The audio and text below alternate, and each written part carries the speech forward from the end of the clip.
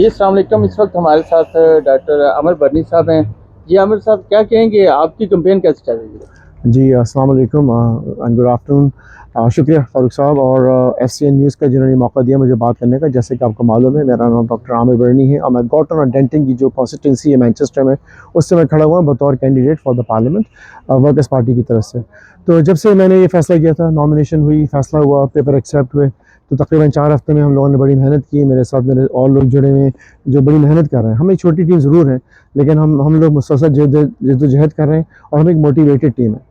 हमारा ये ख्याल है कि हमारा कैंपेन अभी तक बहुत स्ट्रॉन्ग चला है। लोगों ने हमें बड़ी अच्छी सपोर्ट दी है। जहाँ पर भी हम लोग गए, हमने बात की है, लोगों ने बड़ा पॉजिटिव रिस्पांस दिया है।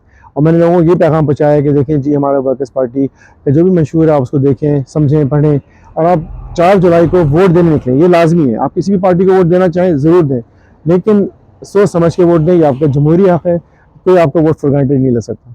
तो मेरी आप सबसे दरख्वास्त है कि आप लोग जहाँ पर भी हों, आप वोट ज़रूर करें 4 जुलाई को। आज हम यहाँ जमा हुए हैं बांग्लादेशी कम्युनिटी सेंटर में, क्योंकि जैसे कि आपको मालूम है कि हमारे पॉलिटिशियन ने बांग्लादेशी कम्युनिटी को सिंगल आउट किया। इमिग्रेशन के हवाले से बात हो रही थी और मेरा ख्याल है कि ये इंतहाई गलत काम था। किसी भी कम्युनिटी को सिंगल आउट नहीं करना चाहिए।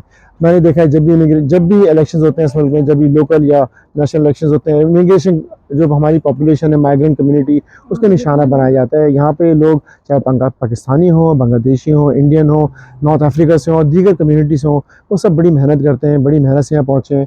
ठीक है, हमें इमिग्रेशन को देखना चाहिए, इमिग्रेशन को कैसे कंट्रोल करना ये ज़रूर देखना चाहिए, लेकिन ऐसी बातों के वक्त होते हुए किसी कम्युनिटी को सिंगल आउट नहीं करना चाहिए। बांग्लादेशी कम्युनिटी ने, इस कम्युनिटी ने फूड और हेल्थ सर्विसेज, फूड के अलावा हॉस्पिटैलिटी, लोकल बिजनेसेस और इसके अलावा सोशल चैरिटी में बहुत काम किया है, तो उनको पूरी रिस्पेक्ट मिलनी चाहिए। Thank you.